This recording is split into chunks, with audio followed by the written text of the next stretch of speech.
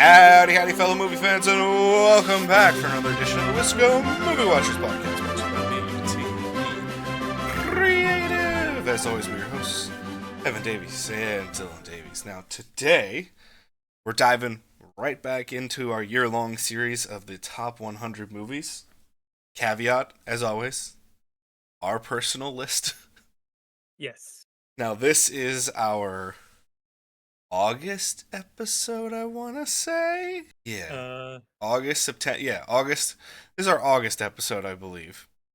And we are recording this February 13th, right before Valentine's Day, and we've had a giant snowfall, which is why I'm kind of blinded right now by what I have. But nonetheless. Yeah.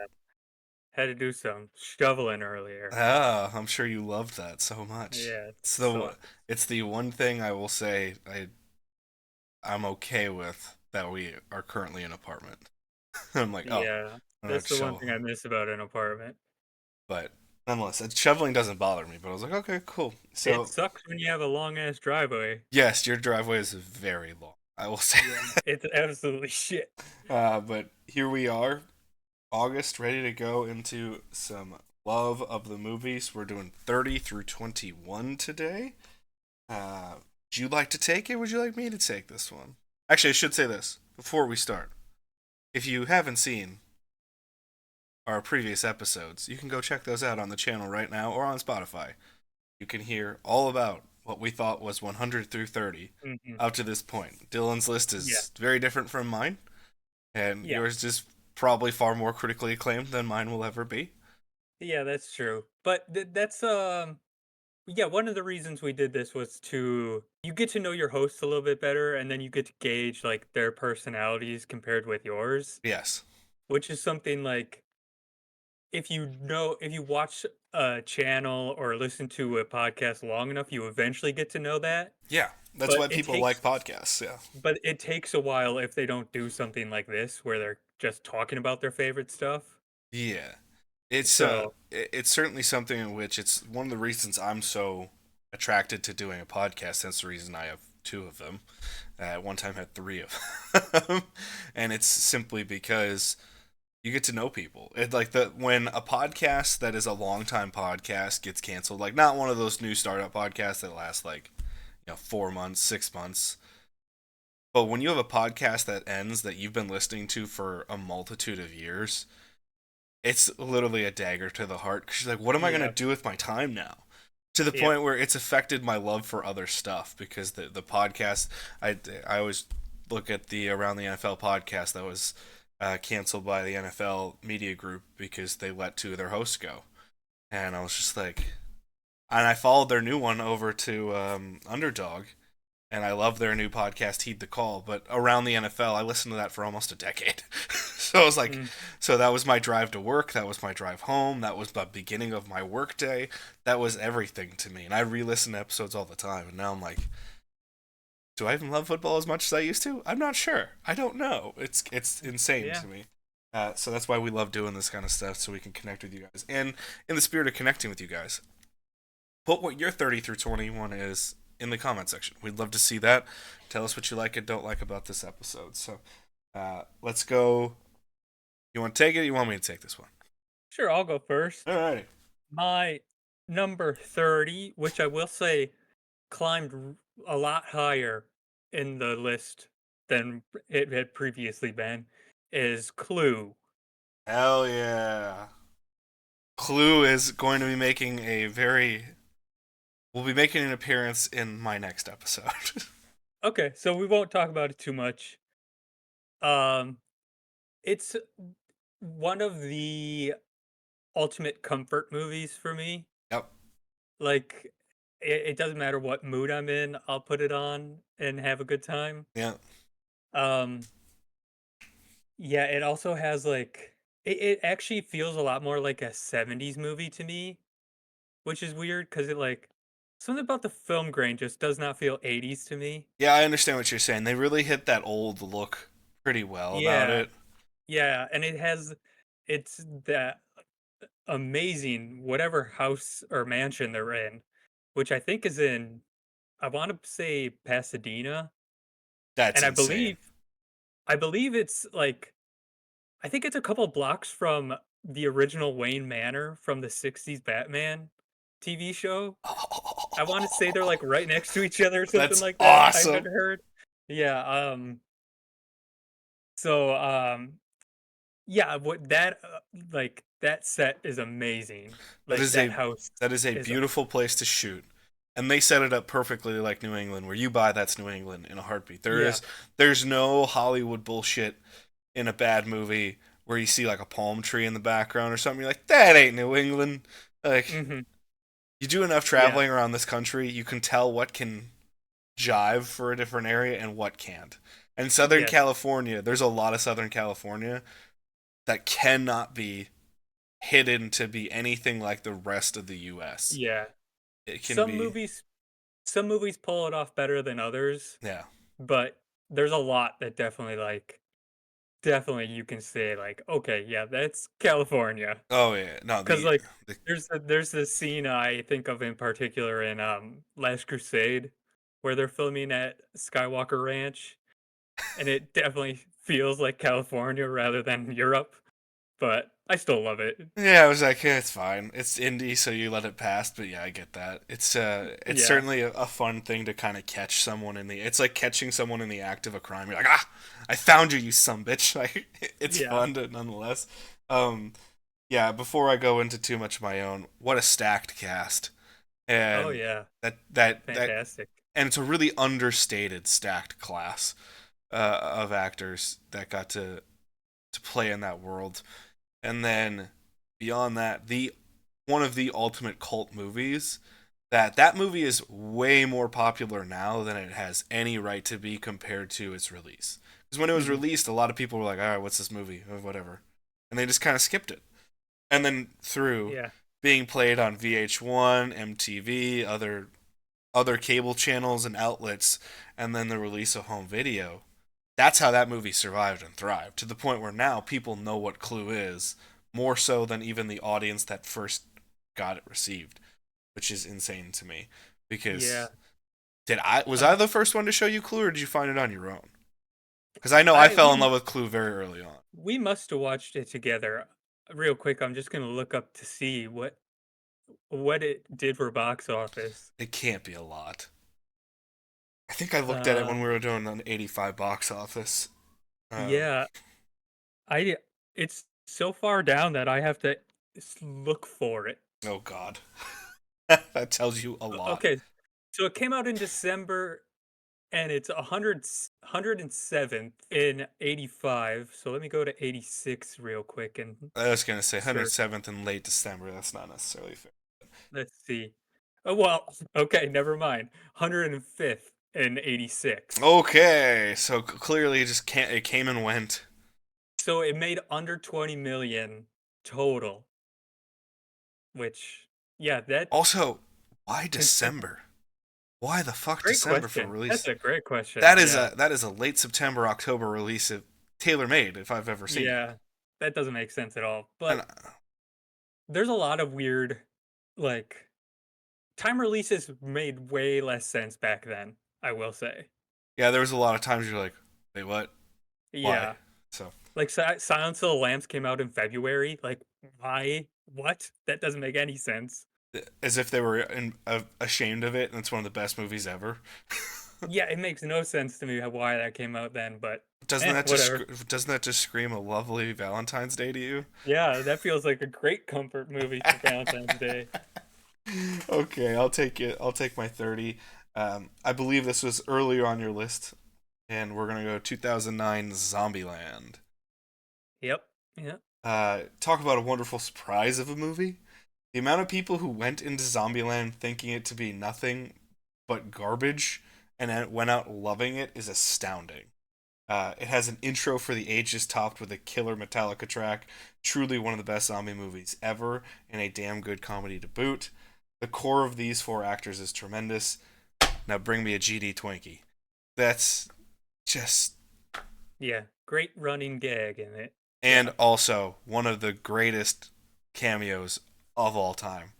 bar none. Even if you don't like Bill Murray, you have No, to no, admit, I will say that's my favorite Bill Murray there is in Zombieland. is Bill Murray just playing a slightly fictitious version of Bill Murray? Yeah, Maybe like like 2 to 5%.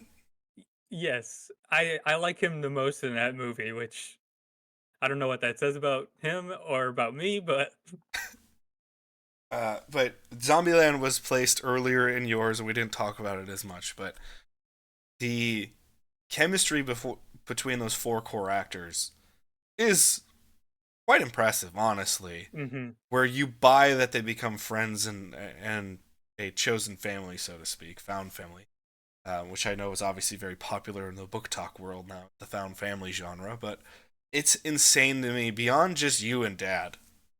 The amount of people that I've met when we talk about Zombieland where they're like, I thought that movie was going to be straight up garbage. And then they watch it and they're like, yeah, this is awesome. yeah. I don't because I don't remember any of the marketing for that movie, but it must have been pretty poor if everyone going in had thought like, yeah, this doesn't look good. Well, it felt like, I don't know, and it has Jesse Eisenberg, Emma Stone before she's a star. This is one of the roles that turns Emma Stone kind of into a Yes, star. It yeah. had This is Abigail Breslin coming off of Little Miss it's Sunshine. yeah, it's post super bad for Emma Stone, but that still isn't like she's not famous yet. Yeah, she's not the actress as she is Yes. now. Where I mean, Yeah, she she's bats not an eye and she's multiple winning an Academy Oscar now. awards yet. Yeah. Yeah, and on top of that, you have Woody Harrelson, and this is part of the Renaissance. What's so funny is this is part of the Renaissance to get Woody Harrelson back to like star status, Yeah. because he kind of has a lull in between the early 2000s is a real lull where if you're a a movie rental person, you've seen his face on a ton of stuff from the 90s. You don't see a lot in the early 2000s. He pops up in No Country for Old Men, but it's not like he has a super prominent role. Mhm. Yeah. And then you're Uh, like, oh, y he's in Zombieland. You're like, yeah, the early what? 2000s, I can't really think of anything he's in, honestly. The late 90s, he has Kingpin, he has The People versus Larry Flint. Like, those are actual hit movies, Yeah. but, like, honestly, I can't think of a single early 2000s one. So, yeah, this is and it's awesome to see Woody Harrelson because he's, like, an one of those people that you would never assume could be a movie star, Yes. but it's so refreshing to see someone like him. It's refreshing because it just talent speaks for itself. Yeah, Just the talent is there. And and he is actually a like fantastic actor. yeah, Like he is. absolutely. And that was the funny part is I remember when Hunger Games was coming out and people were like, Woody Harrelson, why is he in this? And I was like, oh shit, it's Tallahassee. Hell Yeah. yeah, he's coming back. And so many people were like, that's what people thought was like the true renaissance. People always forget there's 2 or 3 movies before someone hits it big in a comeback. Like the Yeah. same thing, like Robert Downey Jr. People forget he did a couple different movies, including Zodiac, Yes. before Iron Man hits. That kind of preps the world for Iron Man to be the hit that it is for Robert hmm Downey Jr. But everyone just goes, Iron Man brought his career back from the dead. It's like, yes, it kind of did, but there were 2 or 3 movies beforehand where he kind of got back on his feet, was acting a little bit more, Yeah. showcasing his ability. It's the same thing. Woody Harrelson, not that Woody Harrelson had an addiction issue like Robert Downey Jr. or anything, but still, people are like, he just kind of comes back out of nowhere for some people. It's like, no, no, no. I've been watching these movies. They're good. You should try them. hmm Yeah, Yeah. love Zombieland. Zombieland's so goddamn good. Also, I really like Jesse Eisenberg had a good 2009 because I actually like Adventureland too. That 2 year stretch is good for him, man. Plus, you got Yeah. Social Network in Yeah. 2010, Social Network the year after. Yeah. and then we just saw him have a little bit more of a resurgence this past year. Being nominated for his directorial. Is that his directorial debut? The movie that he was just I I can't remember if believe it's it his is, debut, but but he either way, wrote the screenplay, so I mean, so that's what he's nominated he was for. nominated for some Oscars and clearly created a pretty damn good movie. with a powerhouse producer like Emma Stone on it, which is hilarious. Um, so Yeah, they, use your friends. hey, I respect that, and also, do you see? Now it's more recent, but we're obviously recording this for August. How he recently, in the last couple months, had interviews where he's like, "Batman versus Superman killed my career," I did see a headline about it, but I didn't read anything about it. and he's No, just it absolutely kind of derailed my career for a while. I'm like, yeah, it did, and I love the fact that he's honest about it. makes sense. Yeah. I respect that to no end because I thought he was brilliant casting for a smarmy Lex Luthor of the like new age tech head Lex Luthor. But Hmm. then when they made him bootleg Riddler, I was like, no, we ain't doing this. This isn't Yeah. working. But I thought he could like It's you want to see it's not Lex his Luthor? fault. Yeah, you want to see Lex Luthor played by Jesse Eisenberg? Just go watch The Social Network, where he's 20 Y- steps ahead of everybody. He's just Lex Luthor, Yes. which is why I was like, that's perfect casting if you just do that. But Zombieland's so goddamn good, and also the ending sequence with it throughout the theme park, fucking beautiful. Yeah, it's great. So good. Yep. All right, take us to 29. My 29 is a movie that we talked about with the Oscars 96. Yeah, I said it should have won Best Picture. It's Fargo. I've not seen Fargo, but it's on the list. I'm going through it. Yep. I'm filling holes. Yeah, I'm sure you're going to like it at least like it. I don't know if you'll love it like I do, but it's definitely like got your kind of vibe where it's like very dark comedy. Hell yeah. And William H. Macy's character in it, his character's name is Jerry Lundegaard. His entire character arc plays out like a Seinfeld episode where it's Yeah. just like these escalating events of like chaotic, ridiculous shit just stacked on top of each other where it just gets worse and worse for him. It's so funny.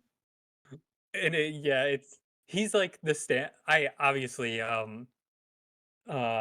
Frances Dorman wins the Oscar for it, so she's like the standout in it, but th- the like unsung hero is William H. Macy to me. He's so Okay. funny in that movie. Uh, Yeah, it's you have to get used to wild.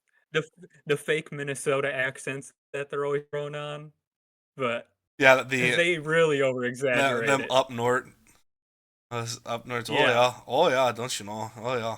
Yeah, yep, like those just south of Canada accents, essentially, yeah. or those just Like southern they're Canadian really accents. I, yeah, they're really throwing it in I've there. seen obviously a few clips of Fargo, but it was crazy to me that for when I was putting together our Oscars episodes, but I was doing it year by year to make them a little bit more palatable for people who don't like the giant 5 year Hmm. chunk episodes. I pulled Fargo for 96 as the thumbnail, and looking at Frances McDormand from 95, 96 is so wild because she looks so young in comparison to, you know, Yeah. now in a way that she's aged naturally. But because of Oh that, yeah. by Hollywood beauty standards, she looks ancient compared to others. That like Yeah, because she's definitely one of the people that she's aged naturally. Yeah, she does not get any work done or anything like that, which I commend that. Like I love that about her. And she is like so down to earth it seems like about she just gets it. fighting for the right things in Hollywood. Yeah, she just gets it. And the thing is, this is it's funny that we're covering this back to back with Zombieland. She's another one like Woody Harrelson. She doesn't immediately, and it's this is not a critique of her appearance. I want to make that very clear. But she does not immediately give this is a movie star quality, Sure. but the talent is there undeniably to the point where people want to see her. People get excited if she is in a movie to the point where I never really understood uh, Frances McDormand just because I didn't really watch any of her work. And then one of my favorites, Moonrise Kingdom, she plays the mother in Hmm. Moonrise Kingdom, and I was like, holy shit, this woman's fantastic. She's just so good Yeah. at what she She's does. Yeah, she has a lot of, like, really great early roles too. She's in, like, Mississippi Burning, which is like, they're fighting the Ku Klux Klan down in the South and stuff. Yeah. She's great in that. She's in an early Coen Brothers movie, Blood Simple. She's in a lot of great stuff. Like, you can't ever say, like, she doesn't give it 100%, And she always which picks and good. she's great at yes, I was just about to say she's great at picking roles for herself. She's like Tom Cruise in that way. She's damn talented. I'm excited to watch Fargo. I've been going through, again, this is being recorded in February, but I'm going through holes of movies where just last Mhm. night I watched Stand By Me for the first time because I was like, ah, I should probably watch that one. Oh, okay, yeah. The other night I watched Breakfast at Tiffany's for the first time, When Harry Met Sally for the first time. Hey, You know, yeah. I saw Saving Private Ryan for the first time all the way through after a very disappointing Super Bowl night for my boys, where I just went, Oh, yes, yes. which absolutely sucked. So I was just like, I just looked Yeah, I at was gonna Ab. say, I'm glad I didn't watch it. After I looked up the score, I It was like, was "Oh, that wasn't even a close game." 34-0 in the end of the third quarter. It was pathetic. And I know this is 6 months out for some people. So, Yeah, well, you're talking about the Super Bowl. It doesn't matter.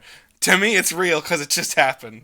And it was so yeah. disappointing. I was like, you know what? I'm going to watch a movie I've never seen before, and I'm going to make myself happy. And I watched Saving Private Ryan.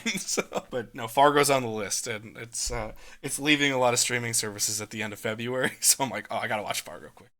Mhm. So Fargo seems like a very fun movie. And I just watched No Country for Old Men all the way through. So, I'm looking forward to some Coen Brothers stuff. But I'll take it to my 29 for our longtime listeners who've been with us since the beginning. You may understand why I'm wearing this shirt today. Again, number 29 is The Burbs from 1989. Uh, it's the perfect twist on The Nosy Neighbor. Tom Hanks and Rick Ducommun are brilliant together. Plus, Bruce Dern, Carrie Fisher, and Corey Feldman are all cooking in this movie. Is it ridiculous? Of course it is. But damn it, that is suburbia. And always remember, Satan is good. Satan is our pal. Yeah. Yeah, we did a full episode, so we don't have to talk too much about it, but, And the Burbs like is in your list as well, so I'm very happy that I got that to you. yeah, it's it's another one of those, like, '80s comfort movies that it doesn't really fit any genre quite well, really. Like, Yeah, I guess it's comedy mostly, but it's not, like, overly funny or if this anything. was made today, it'd be a horror comedy with more horror. That's what it Yeah. would be. But Yes, that's true. they played it for straight comedy.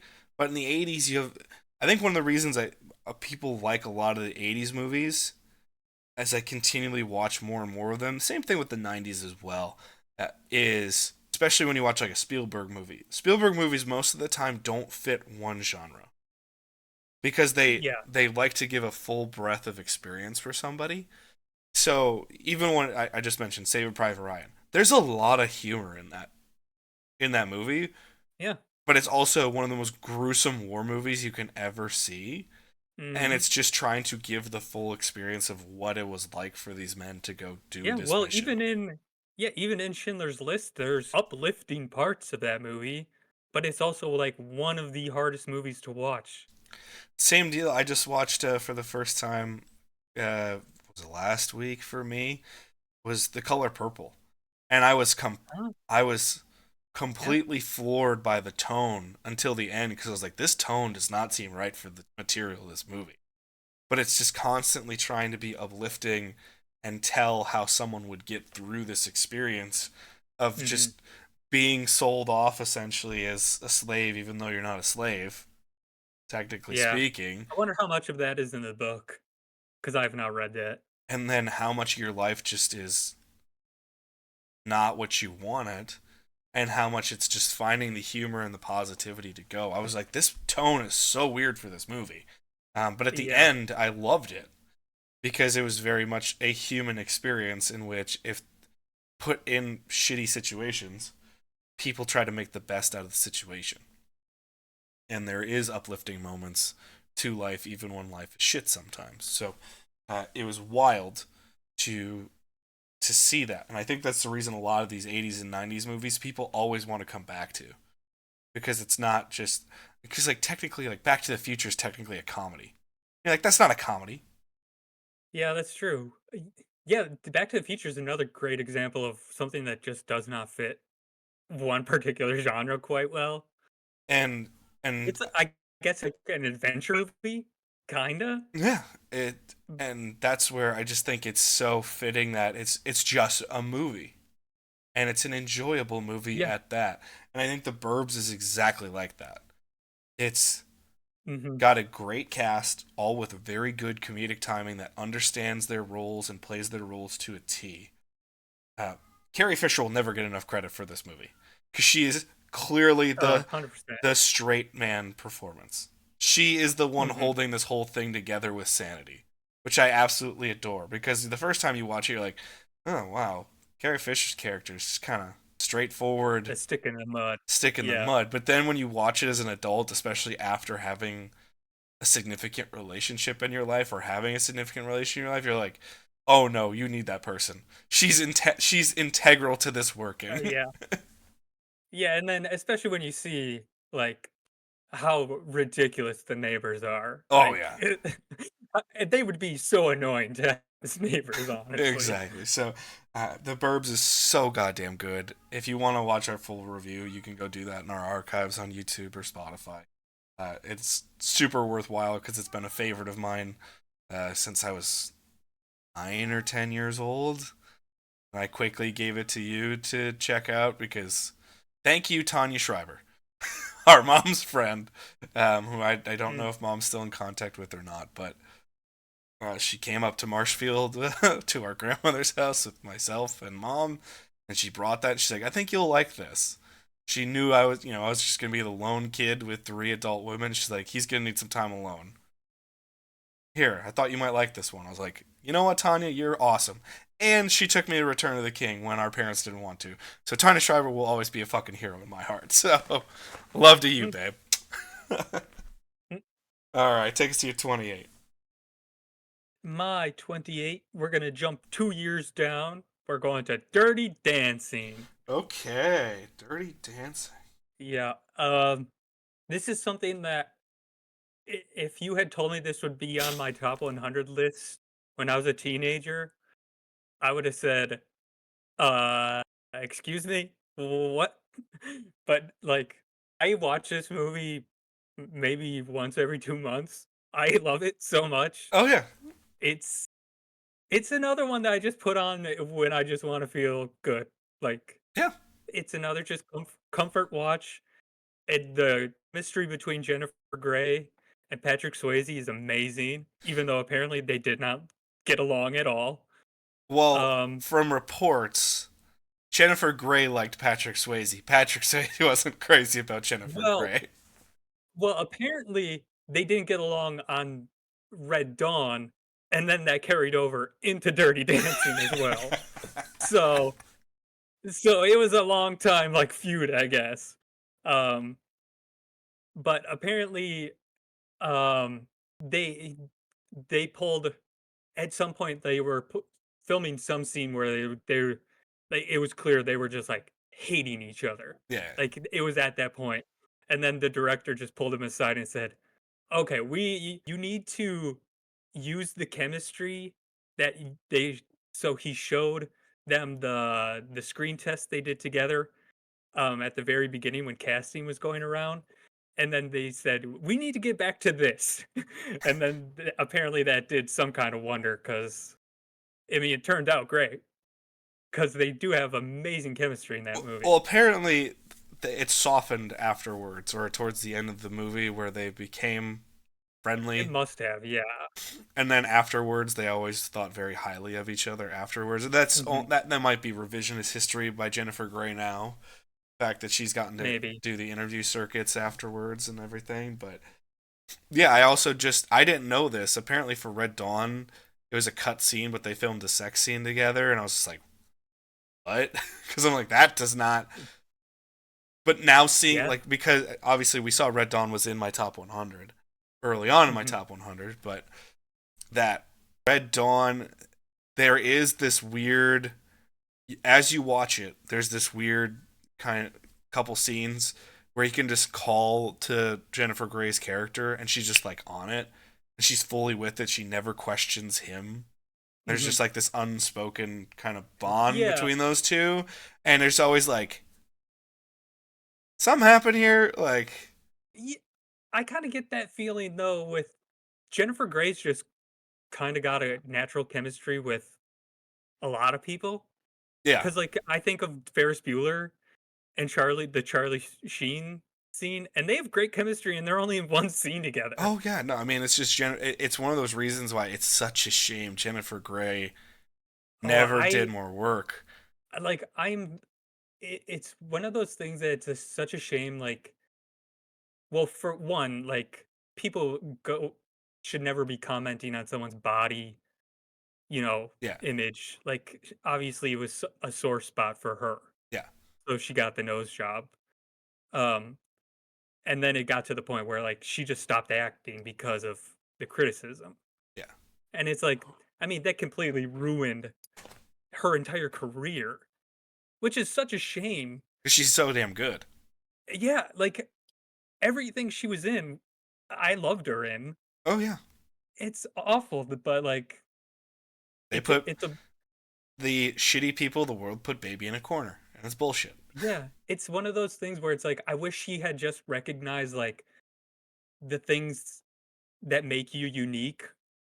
I wish someone was in her corner telling her that. Yeah, Like, the thing that makes you unique is actually a good thing. she Like, needed a you don't Frances McDermott.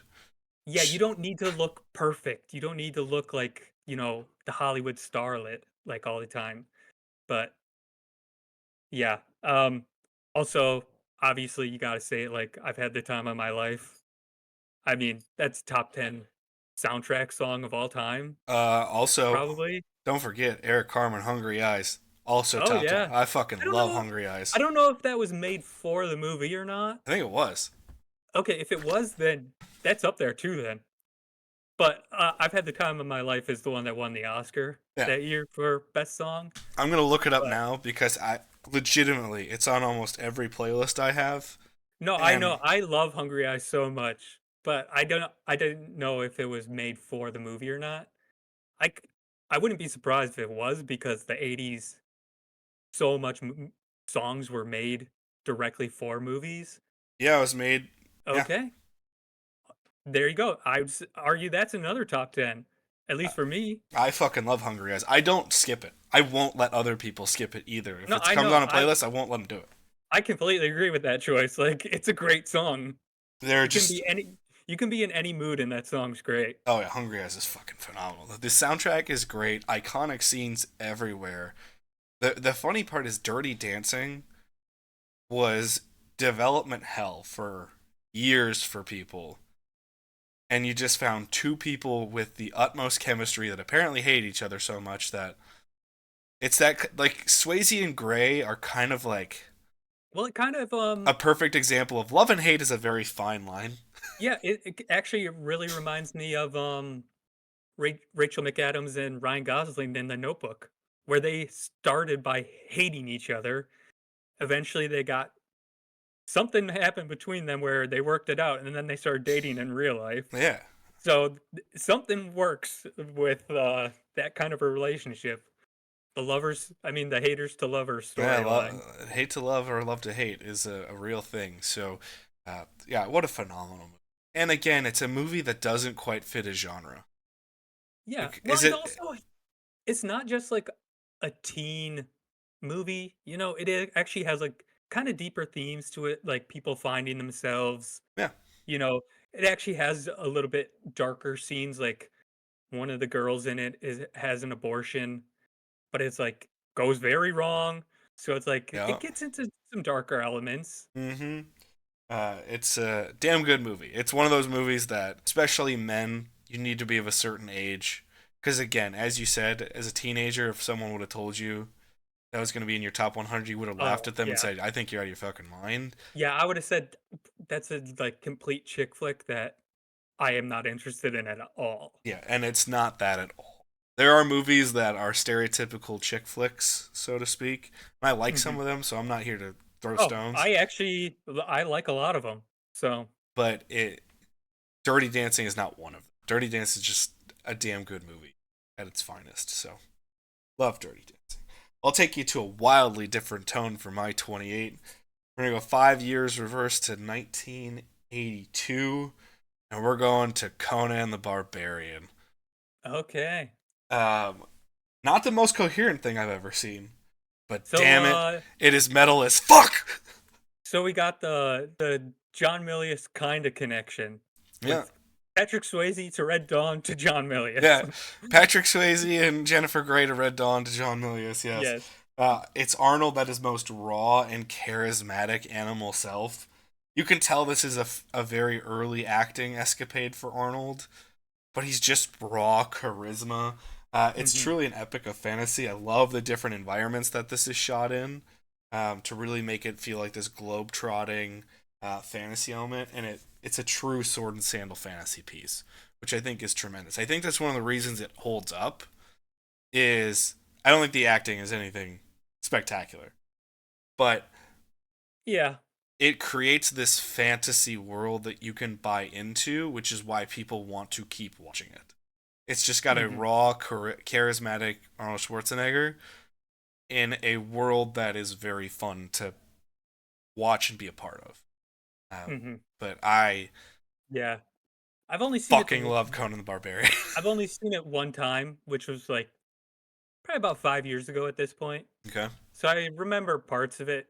Um, Now this is the one with James Earl Jones, right? correct. That's this one and not the sequel. Yes, Conan the Okay. Destroyer is horrible with Kareem Okay. Abdul-Jabbar. Um, so Oh, okay. Yeah. Yeah. I mean, at least when you got James Earl Jones, you're gonna have some gravitas. Whereas with Schwarzenegger, you're getting zero. whoa, Like whoa, he doesn't give gravitas. He gives charisma, but he does not give whoa. anything You gravitas. kidding me? That's one of the world's finest thespians. Yeah. Yeah. What Mr. Freeze? Yeah. Sure. That was Schumacher's fault. That wasn't Arnold's fault. Oh, I would argue it's both of their faults. The entire late '90s, it's someone else's fault. That's not Arnold's fault. Yeah, that's true. He was going for it. That's for sure. Yeah, I just for a while there, He Arnold could. doesn't speak that much actually in the Conan movie as far as I remember. No, that's the thing is that's why I give him more credit for being an actor. And obviously, I'm fucking around saying he's one of the world's greatest thespians, No, but yeah, obviously. there's an underrated acting sentiment to him where so many people are like, "Oh, big muscle guy." I'm like, no. One of the things that is believable beyond the physique is in the right role. He's just got these facial expressions and can convey this just raw charisma through his eyes and through his actual physical actions to go, I buy it. And Hmm. instead of it just being like, because there is thousands of muscle bound men that you could find on Venice Beach in California and say, Sure. come be in this movie because you look good, and it would turn out like absolute dog shit. Yeah. Yeah, or you could even go for like a bigger star, like Stallone or someone like that. Right. But with like I look at a lot of the silent stuff or the one line he was like they wrote that movie perfectly for him where he has limited dialogue and there's this just clunkiness to it that works, but it's awesome. Yeah. I think there's a I want to say Masters of the Universe, the 85 one. I think that's like a direct result of Conan. Oh yeah, Oh, sorry, Conan. yeah. I shouldn't say Conan Yeah. Yeah. as in Conan the Conan Barbarian. O'Brien. Yes, exactly. Uh, yeah, because like you can see what they were trying to do with Dolph Lundgren. Yeah. Like it does not work in Masters of the Universe at all. Whereas it actually does kind of get pulled off in Conan. Yeah. Um, just a quick tangent. Have you seen the Milius documentary? No, we talked about this before for Red Dawn though, so Okay, yeah, it's free on YouTube if you are interested. It's pretty good actually. I was just saw it. Because that guy's out of his fucking mind as a Oh, they writer. tell so many stories where he like not just as a writer, but like as a person, he does so much shit where it's just like, dude, you're unhinged and like unwell, truly unwell. Like pulling guns out on people and shit, like on producers. It's Oh like, God. dude, I know why you got blacklisted. It's pretty obvious why. Yeah, I'm interested to hear about it and see it. So one of these days I'll catch up into the Yeah. Ilias document.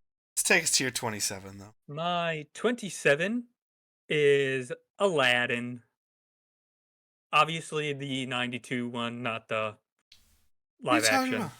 Will Smith right before he slaps Chris Rock? Come Hey, on now. I will say the live action one is not as bad as a lot of the other live action I think it is adaptations. smack dab in the middle as an average Exactly. movie. Exactly. It's fine. It's about as fine gets. It's, Cuz like those live action adaptations, they range from garbage to good. yeah, And pretty good. It good was pretty good. yeah, good is being Cinderella to me, pretty good being Beauty and the Beast, Yeah. and then everything's downhill from there. Yeah, So, fair. Fair. yeah.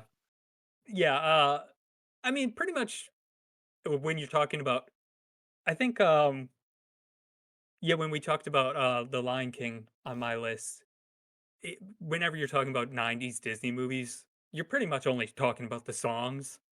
Like, that's the backbone of all those Disney Renaissance movies, Yeah. and it's Alan Menken being Alan Menken and being just a goat. So, I think he is honestly one of the greatest composers of all time. Sure. He'll never get the credit he deserves, but yeah, I absolutely love him. You are correct that it's the music that drives those movies. And because if you look at a lot of those movies, story good, not great. Yeah. So the writing in them, I'll say some of them have better writing than others, Yes. but Aladdin is, I would say, fine, and it's improved by song, and it's improved by improv by Robin Williams. And then Disney hated him for some reason. But like, because I've heard like there's like tens of hours, like probably 50 hours of just improv that he's done as a genie, just in the Disney vault somewhere that they just don't. I think he put in his contract that they can't use it anymore in any kind of capacity, which that's great. I love that. I'm like, never use that. I don't want that use ever. Like, Oh, it's just such a shame though, because you wanna know what it was. no, I would be interested in like a behind the scenes kind of thing, but I Yeah, don't want to see it in a movie I agree with that. I think that's fine if that was what was specified. because I would not put it past Disney to just straight up use it in a movie, Yeah. and that would be just distasteful in my opinion. But Yeah, I mean, it's kind of crazy. No one's ever really done anything with Robin Williams posthumously, and they've been doing it with a ton of actors, yeah, and but to the point where maybe for a couple years there in development, someone wanted to do a full CGI James Dean, yes. and Well, I mean, a lot of actors they talked about where it's just like, and it all comes down to the family. So maybe the Williams family just maybe Zelda's like, "Fuck you." No. Like, straight up. because she has the wisdom of Princess Zelda, her namesake, They're which is like, why I fucking love it hilariously when people are like, "Oh, he's such a movie fan. He named her after Zelda Fitzgerald." I'm like, "No, he legitimately named her after yeah, the Legend of Zelda video game, yeah. and it's And awesome." yeah, and her being in movies probably makes her a little bit more wise to the fact of, like, no, they're trying to pull one over on you, Yeah, most likely. and So, it's that movie is taken up tenfold by Robin Williams as the genie yeah, because obviously. it gives that movie life. Not Yeah. that the other actors When don't. I don't want to take away from the other voice actors. They all do a very, very good job. yeah. But I mean, Gilbert Gottfried, yeah. Robin Williams is what takes that movie from here to here because you buy it. you believe it because there's just this physical nature to his performance in a voice acting role that makes it special. It's no different than Kevin Conroy and Mark Hamill in Batman the Animated Series. It takes it from hey, it's a cartoon with Batman to holy shit, this is the peak of what Batman is supposed to Yeah. be. Well, and the genie is such a perfect role for Robin Williams where he can just straight up do anything, Yeah, where he's given freedom to do anything, and then the animators have complete freedom to do whatever they want to. yeah. So, yeah, it's such brilliant uh choices. And then yeah, when I first heard that Robin Williams died, which was at Tortilla Flats, Ooh, I found out. Yeah, and I went home and watched Aladdin immediately. So I okay. was like, "Oh," I was so sad, Oh just crying so much. yeah. He was your guy. It makes Yeah. sense. And what a place to find out our former employer, and also the Yep. place I found my wife. So Yes. a lot of marriages actually came about because of Tortilla Flats. So I'll give that restaurant credit. I think like seven. It was like 6 or 7 marriages came out of that place. I'm Which not is giving them credit for shit. I hated that place. hey, it wasn't always great, but I can't regret my 2 years spent there. So, uh, but yeah, Aladdin definitely fun. I assume we are gonna see another Disney Renaissance movie higher on this list. You're gonna see one in this episode, yeah. There you go, and I think I know what it is. So, uh, I will stay within the Disney family, but we're going to 2019, and that is Avengers Endgame. Alright. Right. I Uh, actually am surprised it's not higher. at one time, it would have been higher. It would have been higher, but um, Also, I forgot to say, I'm very surprised that Conan is that high. oh, Totally forgot to mention that. so Conan the Barbarian is a streaming favorite to where if I'm on a streaming service and I see Conan the Barbarian, I kind of stop my search and I just watch Conan the Barbarian. Wow. But I did not expect it in in the 20s. Like, Oh, I fucking love Conan the wow. Barbarian. Yeah. Also, it's just a love of fantasy. And the other thing I should have mentioned during the Conan bit, the music in Conan the Barbarian is this very sweeping, operatic, like big, epic style Mhm. of music, which really helps that movie a lot. To just make everything keep going, it Yeah. makes it feel bigger and the stakes high, which I really appreciate. Uh, so, just because we were talking music Was, as well, you said at one point Endgame was number 1, wasn't it? I think it was in the conversation. Yeah. Okay. So I think you'll even be able to tell a little bit by the blurb that I have here. But the crown jewel, the greatest shared universe in film history.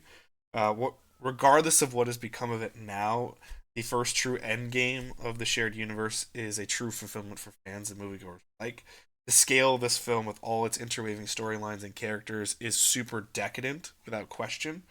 It's so damn good. I had waited over 20 years to hear it properly. Avengers Assemble. I waited 20 fucking years to hear that in Mhm. my lifetime, and I nearly shit my pants out of excitement when I finally heard it. Yeah. It I will say, like, there's a lot of moments in the movie that they could have fumbled easily, Yes. and they do actually nail. So I will give them credit for that. Like, So, I don't love Marvel or superhero movies all that much, yeah. most of them. I do love Endgame quite a bit, but, they could have fumbled a lot of moments, There are. and they didn't. What's crazy to me is this is we talked about this on other episodes in which Spider-Man No Way Home is designed very similarly to Avengers Endgame, but Avengers Endgame keeps moving where there are visible moments in Spider-Man No Way Home in that film where the movie just kind of stops for a little bit because they know the audience is going to cheer. Oh, yeah, sure. Avengers Endgame does not have a single moment like that. There are so many moments in Endgame where you go, no fucking way. What that? Oh my god, I can't believe that's happening. This, that, like the portal sequence. If that was made a couple years later in a No Way Home, it would have taken another 10 minutes. Because it would have been like, oh, Drax is back. Oh, Star Lord's here. Doctor Strange opened the Mhm. portal.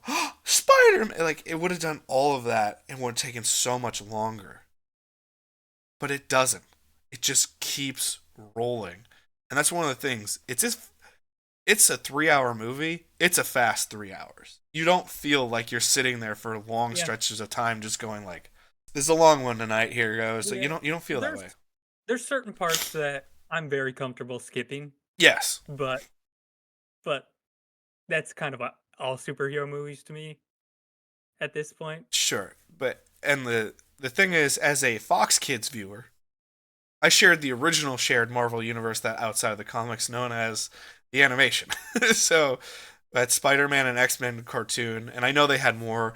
They had Silver Surfer, they had Fantastic Four, they had an Incredible Hulk one, they had a short-lived Iron Man one as well.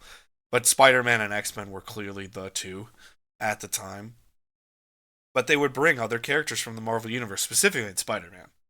And I would anytime they would play the Secret Wars episodes where Spider-Man gets to play with Cap and Storm and Iron Man and the Fantastic Four, I was just like, this is what childhood is supposed to be. This is what life is Mhm. supposed to be. It's just seeing the coolest shit ever all together. And then Avengers Endgame gives you that.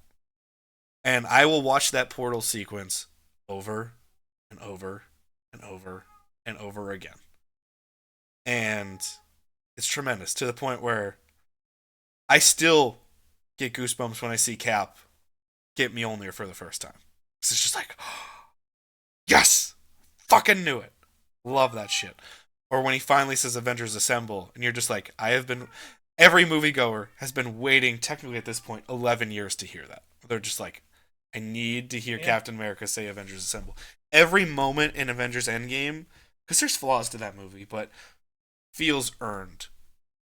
And I don't think there's many other movies like that, where Mhm. you feel the moment is earned to the point where I remember um, in interviews right after Endgame, there was very heavy consideration for the sequence in the last action, in the last battle, to where all the women of Marvel come together. There was some discussion. They're like, "Do we really need this? Does this feel like pandering?" I'm like, "No, it feels earned because it's the payoff for these fans who have been with you for years."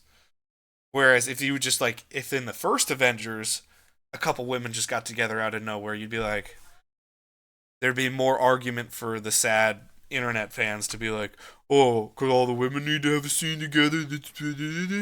I would argue it is pandering, but is also earned, Yeah, that's and my it's thing. perfectly okay. It's fan Like, service.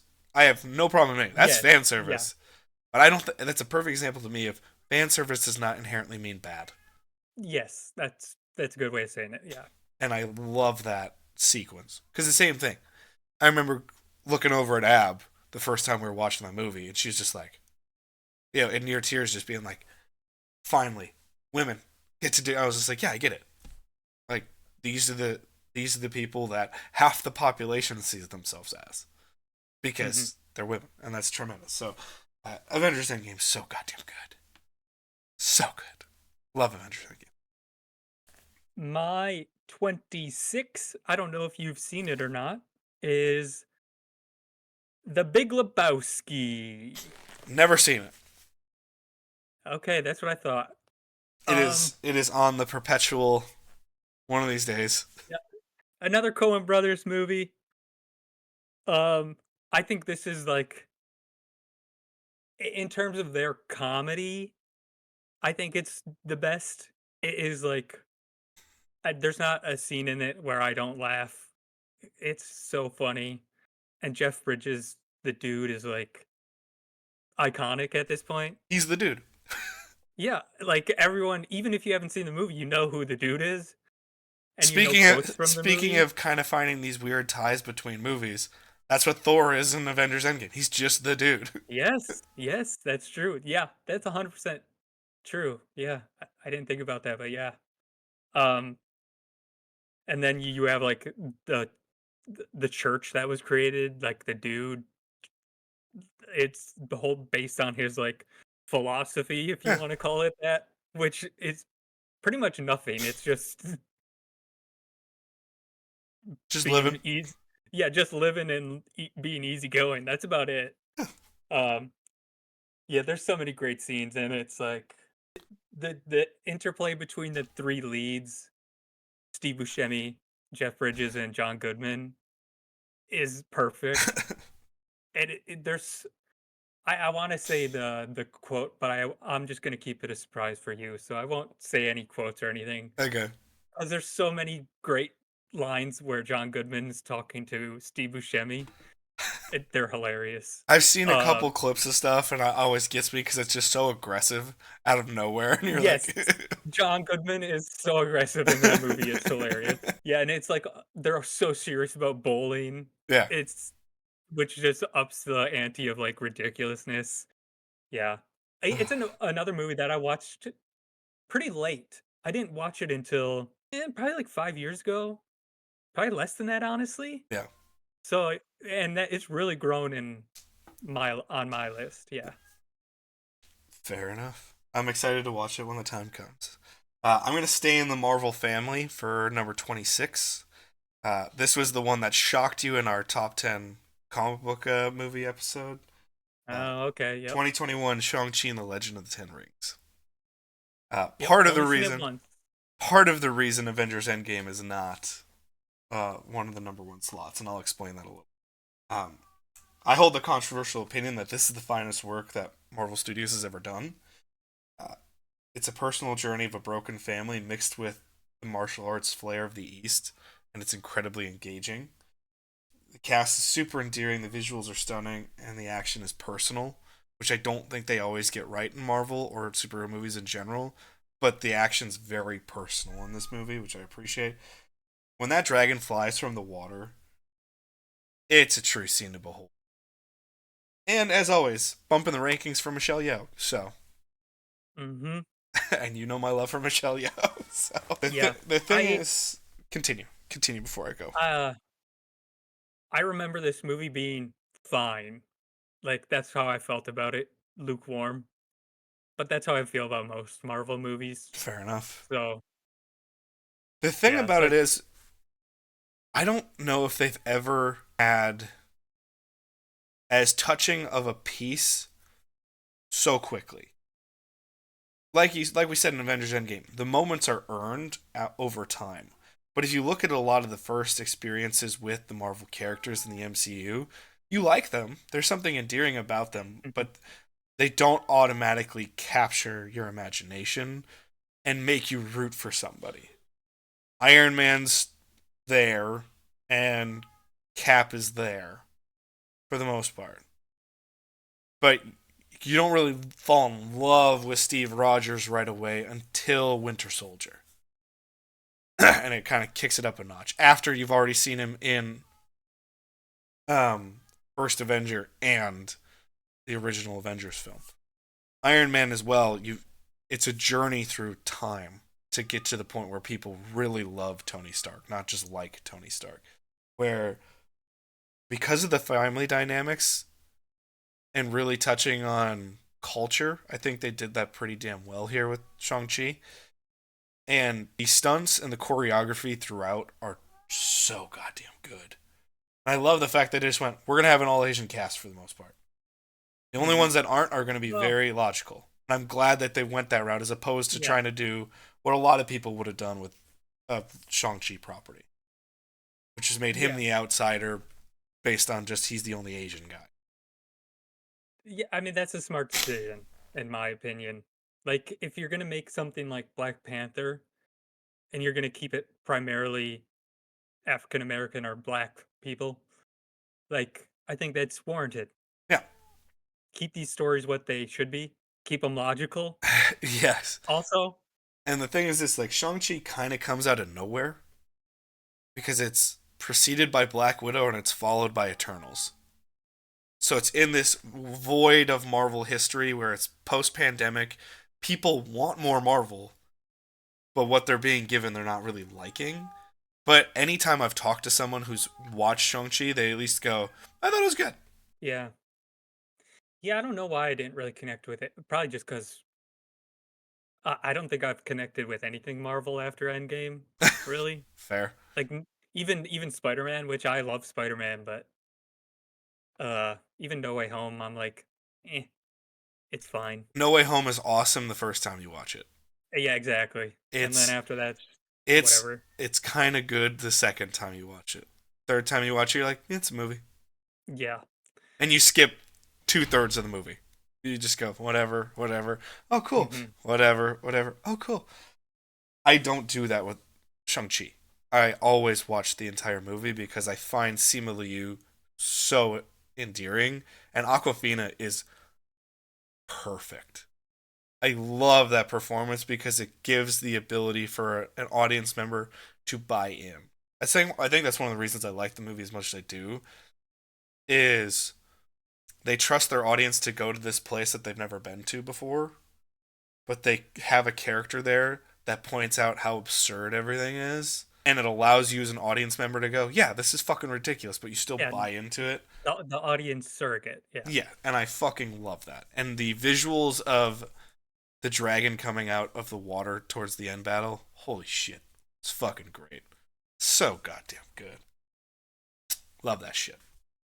That was why I couldn't, No. to explain a little bit, that's why I couldn't go Endgame as high as I one time thought it was. Because there was a while I was like, how much do I really like Avengers Endgame? It's like, it's how to be high on the list. But then I kept Hmm. going to other movies. I was like, no, I think that movie belongs over Endgame. And then I was like, well, I don't even think it's the best of the MCU. So Oh, how high do yeah. how high should I have it when Shang-Chi I think is like, to me they're like this. They just move in scale Mm, together. Where does the MCU go essentially? mm. Um but that's my reasoning behind Um, okay. My 25 is one that I believe was on your list earlier. The Grand Budapest it. Hotel. It was on my list. Okay. Yeah, this is my favorite Wes Anderson movie. I I have a sweet spot for dry British comedy. Like You do. You very it's much just do. like the dry comedy of the Brits just hits me right. Even in like Monty Python, all that stuff. Oh yeah. The drier the better. Like it's and then there's like I don't know if you've ever seen it. Have you ever seen An Idiot Abroad? No, I have not. Oh, it's a show where it's Carl this guy named Carl Pilkington who's best friends with Ricky Gervais. But Carl Pilkington's just this guy. He's just a normal like if you said normal guy, that's the exact description of this guy. And then he travels the world and all he does is complain about shit. And then Ricky Gervais just forces him to do shit around the world. It's really funny. Uh, but I yeah, love like that that. premise because it's just Yeah, fuck around and find out. it's just a dry British humor that I really love. But yeah, Grand Budapest Hotel is like another movie that I would call cozy, very cozy, Yeah. honestly. Um, and like all the production design is so great in that movie. It's so beautiful to look at. Yes. And then even when it's like intentionally silly, I Yeah. would say, it still adds to the movie because it still feels very Wes Anderson. Yes.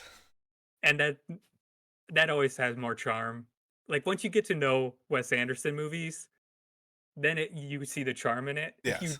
If this was your first Wes Anderson movie, you'd be like, What the fuck is going on? I don't understand why this is I like can't remember this." if I've watched a Wes Anderson movie prior to Grand Budapest. I don't know if I did. I fell in love, so it worked. Okay. It worked for Yeah. me. But Yeah, I can't remember what I saw first of his, but like yeah, all the like the wide shots of like the hotel and what is that? A gondola? yeah, the Is that what gondola. it's called? Yeah. Yeah, the gondola going up to the hotel and it looks like obviously a miniature, Yeah. but it just looks great. It's awesome. I love that shit. Um and Ray Fiennes is like the perfect lead in my opinion in this. He brings a gravitas to that role because you respect him so much as an actor, and then it's Yes. so silly and ridiculous that you're like, And he is the perfect person to like deliver just dry, straight humor yes. cuz like cuz he really is more like a a serious actor. Yes. 100%. Like he has done comedy, but not that much. No. So, yeah, it's always fun to see him do something different. Um, Also, great score. Very good score. I Very looked good up score. the I looked up this and I didn't know this beforehand. It's the first comedy score to win an Oscar since Shakespeare in Love. Didn't Huh. realize that. That was another thing that So, came up. Shakespeare in Love came up as a possible watch, based on some of I the other like stuff that I movie. watched, and I was like, not Some tonight. people shit on it a lot because it won over Saving Private Ryan. I actually like that movie, so I don't know if it's good or bad. I'm gonna watch it one of these days to tell you. But Grand Budapest obviously was on my list lower. It was in the 70s. yeah. You got the other Fiennes bro in it. You got Yeah. Joseph Fiennes. The you Yeah. mean you The mean lesser. the clearly lesser talent of the family? Yes. Yes. And here's the thing. He's a talented actor. I don't want to take Yeah, that he away from is. him. But we're playing two different games. we're Yeah. play we're playing two different games here. Also, it should be stated like every other Wes Anderson movie, completely stacked cast. Yeah, and In terms of real cast and cameos.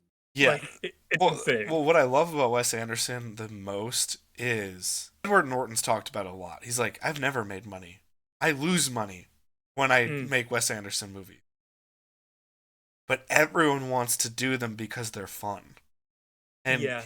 he's someone that people want to work with because he's so endearing Yes. to them.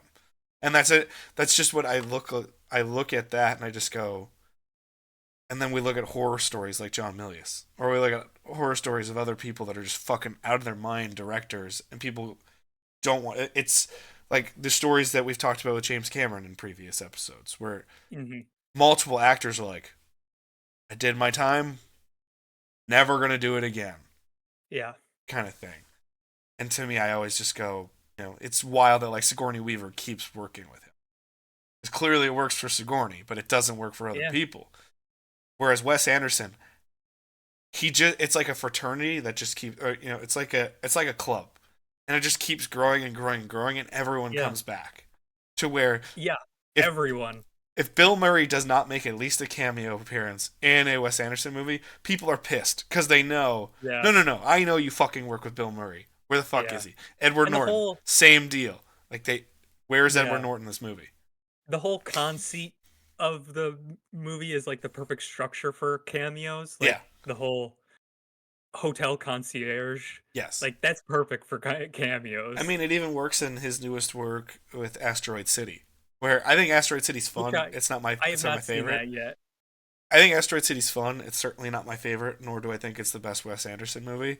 But there's plenty of times where like, oh, we need to bring in this scientific expert, and they're like, and you're like, ha ha! I fucking Yeah. found you this time, you bastard! But you're here. Mm, Um, love Grand Budapest Hotel. 25. Uh, we're gonna go to 2011 for me. We're gonna go to Moneyball. okay. The best thing about the sport of baseball for me is this movie. I would agree. I also don't like baseball, but I like this movie. Brad Pitt and Jonah Hill are so damn endearing in this movie. As someone obsessed with team creation, this movie is perfect. This movie is littered with great yet understated performances that should be appreciated more. The scenes of the scouting room alone make this movie a great watch. This has quickly become a comfort favorite known all too well in my household. To where Ab and I were kind of playing a game when I first made the list, and I was like, I would give her a bracket of 10, and she'd have to give me a movie in that. And she kept guessing Moneyball, and she's just like, Moneyball has to be high on this fucking list. And I was like, but she thought it'd be even higher because of how often I've watched Moneyball in the last 3 years. Mm. Where I only watched Moneyball in maybe Okay, so recent. 2022, Yeah. but Moneyball has become the eternal, like, if I don't know what to do and I just want to put something on to work to, but also enjoy what I'm watching in the background, I always put Moneyball on. Hmm. It's a non-negotiable. I fucking love Moneyball. Yeah. Yeah, it's funny that two people that don't like baseball actually enjoy that movie. because it's a testament to the movies. You like shit that because you it don't normally is like. it really is like the ins and out of a baseball organization That's what goes I pretty find in depth. that's what I find endearing about any sport. I love the team creation aspects. I love the general management positions. I love that stuff. That's the stuff that intrigues me. I scout players Yeah, for the fucking NFL draft. I like the shit. I like the weeds. It's not always the stuff on mm, the field that gets me with other sports. And baseball is what I do love about it is it captures the romance of baseball. Or it even says in the movie, it's hard not to be romantic about baseball. You know, like I get it. It makes you understand the spirit of people who yeah. do like baseball, and I love that aspect It's a, about it. yeah. It was also the first movie that I remember looking at Jonah Hill and saying, "Oh, he actually can be a real deal actor. Yeah. Like he has the goods to be not just a huge comedy star, but an actual like, you know, huge movie star, period." Well, the thing is, Moneyball kind of, I don't want to say it flew under the radar, but it kind of flew under the radar for a lot of people. Well, General audience I mean, it was wise, yeah, I was gonna say it was nominated for Best Picture. It was I think both Jonah and Brad Pitt were nominated. I'd have to check that. I don't know that 100%, but but what I love about it is it kind of flew under the radar to a normal audience goer. Because at the time, Brad Pitt is making like Curious Case of Benjamin Button, other stuff that's just clear, I'm an actor stuff to a general audience member. Kind of like we were talking about in our Oscar bait stuff, where it's just like a lot of people are yeah, turned off by that. well, And outside of Inglorious and Bastards, during that time, that's what he's making. And Jonah Hill is coming off of teen comedies like Superbad or Knocked Up. yeah, So you just go, okay, that baseball movie. Oh, Jonah Hill's dramatic in it. Okay. Then when he's cast in Wolf of Wall Street, a lot of people are like, holy fuck, I didn't know Jonah Hill could do this. And it's like, yeah, if you watched Moneyball, you'd know. yeah. The I don't know if he also writes the movies he directs. Um, Bennett Miller is the director. He also did Foxcatcher with Yeah. Steve Carell. I don't that wrestling movie, I haven't watched it, and he but also did. know Okay, plenty about Foxcatcher, that's why. yeah, he also did Capote uh, in 2005 with Philip Seymour Hoffman, who's actually also in Moneyball, isn't he? Yes, he is such a good understated performance in that. Yeah, he's like the manager, right? Yes. Who just always bitches. Well, he's just Like, he yeah. doesn't understand. What I love about it is it captures what it's like to be a part of a team when a team's going in two different directions. I Hmm. really love that because it speaks to what I think Moneyball works so well with is it creates baseball as a workplace. And it's like for people when a new manager comes in and they want to change a bunch of stuff. Hmm. And you're like, no, but it works. Like we just had a 100-win season. Like we just made the playoffs. We were almost in the World Series. And Brad Pitt's going, yeah, but we're not going to be there again Yeah. unless we change. And Yeah, and what we need to revolutionize this system. And I love that about that. yeah, and what I was gonna say is like Bennett Miller's good at he could have just made a sports movie, but he's good at elevating it beyond that. Yeah. Because he also does that with Foxcatcher. Like it's not just a wrestling movie; it's a lot more about the study of those characters in it. Yes. Because It should they're be said fucking for those who weird ass wouldn't know, people. amateur wrestling, not professional wrestling as we know it. Amateur wrestling with like No, I actual Olympic Greco-Roman wrestling. yes, I was Or gonna say it's like Olympic style. I don't yeah. know what the hell that real So wrestling. it's called amateur wrestling or mat wrestling and or Greco-Roman. There's two different styles. Okay, okay, It's the wrestling that was your wrestling high school team, not yeah, Macho Man Randy Savage, Hulk yes, Hogan. Ooh not yeah, Rey Mysterio. it's not Rey Mysterio, right? But which is hilarious because Foxcatcher, Kurt Angle came out of Foxcatcher. Ah, Yeah, so he knew all about Foxcatcher. So it's very interesting. It's one of those movies that's again on the eternal. One of these days I'm going to get to it kind of mm. thing. But Yeah, again, it's I give credit. Foxcatcher's. Foxcatcher's nowhere near Moneyball, honestly. If you're going expecting that, I'll just warn you now, it's not nearly as good. I was just gonna say I find it interesting because he takes two comedic actors and puts them in very dramatic roles. Where Steve Well, Carell yeah, was making the transition into drama at the time, but that's the role yeah, where people went, "Holy fuck!" yeah, Steve because Carell's not just Michael Scott. it's Steve Carell, Channing Tatum, and Mark Ruffalo. Yeah, Those are the three leads in it, and yeah, I mean, he's good at kind of twisting a comedic person into a much more dramatic person. and it's impressive to see what he does with those style of actors. But again, Moneyball's so fucking good.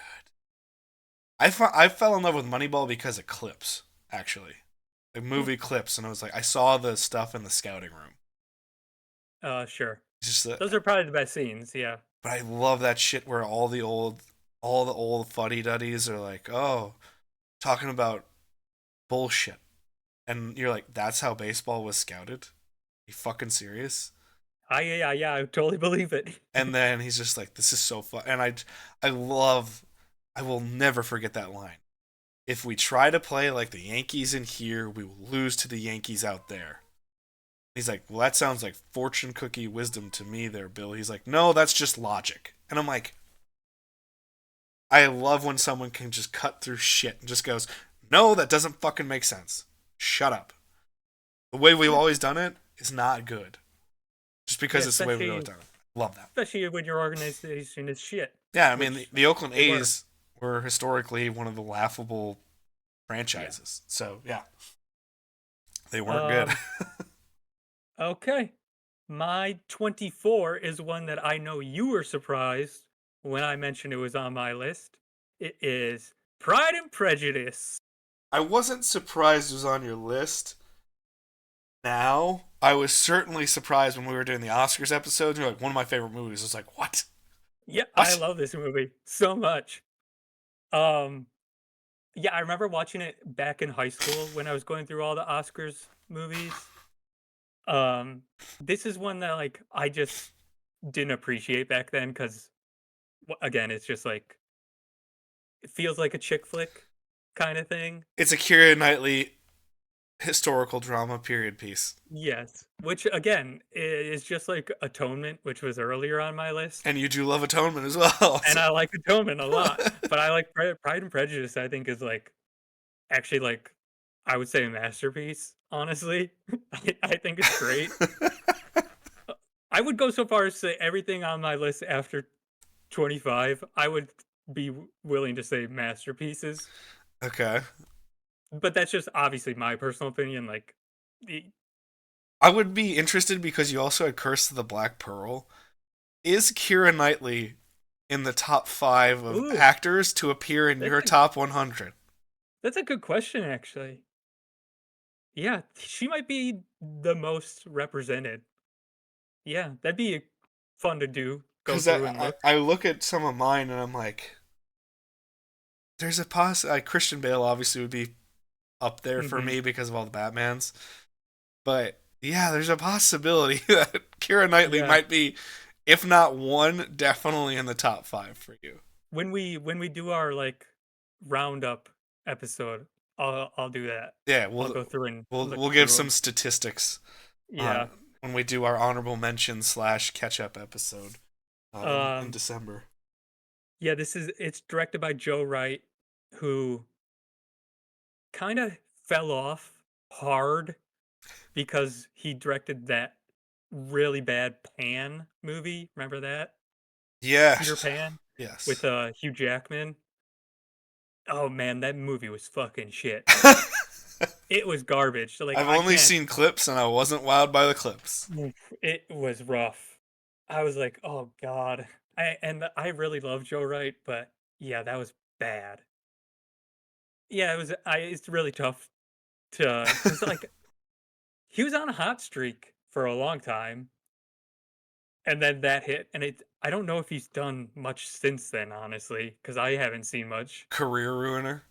Yeah, it could be. Also, I I don't will know. say the costuming and design of Captain Hook's really weird in that movie.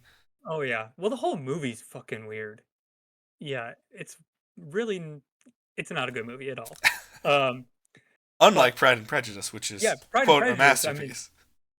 when I mean, it's kind of easy to make it look good Yeah. when you are literally just filming inside of like, you know, real castles and shit in England, Yes. like all those huge manors and everything. Yeah. So, I mean, kind of is easy to make it look good, but it also has to be said, like all the costumes and everything like that.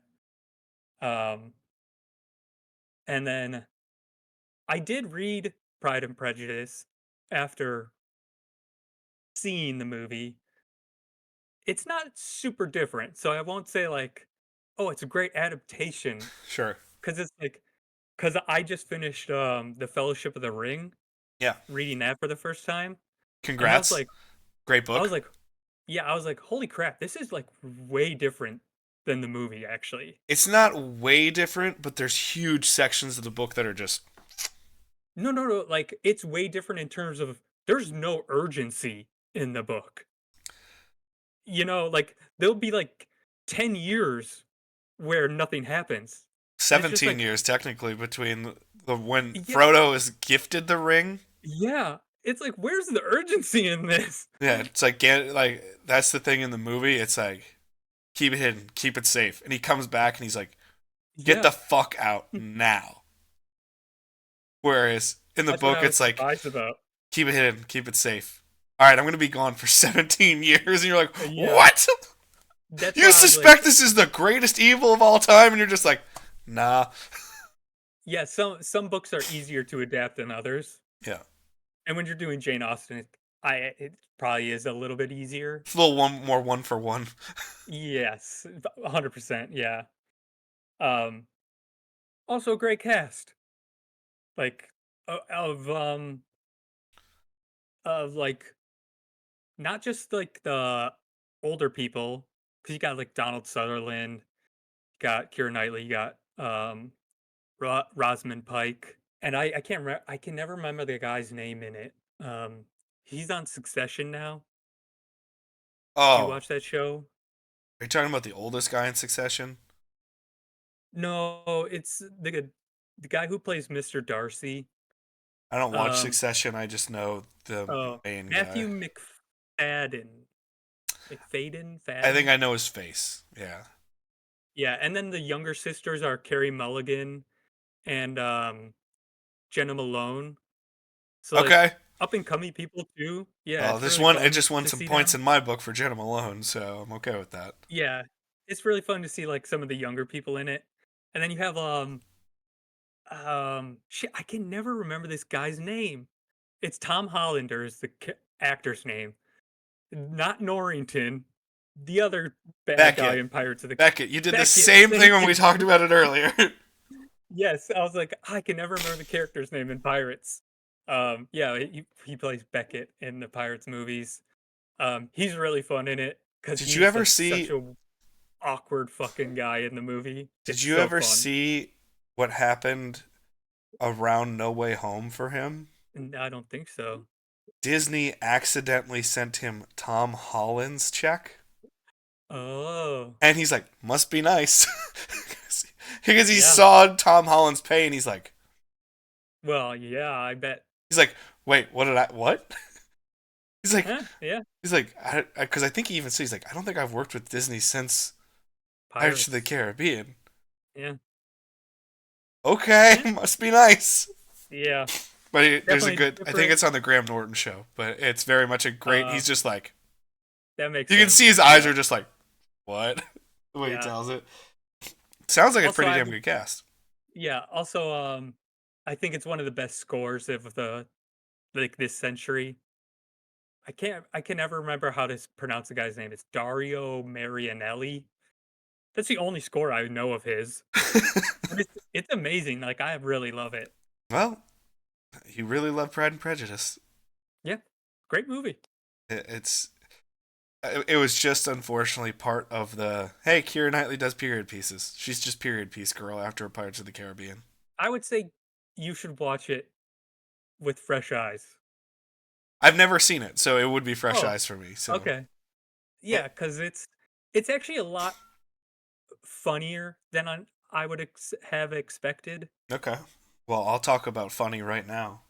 True comedic masterpiece. It's 2007's Super Bad at my number 24. All right.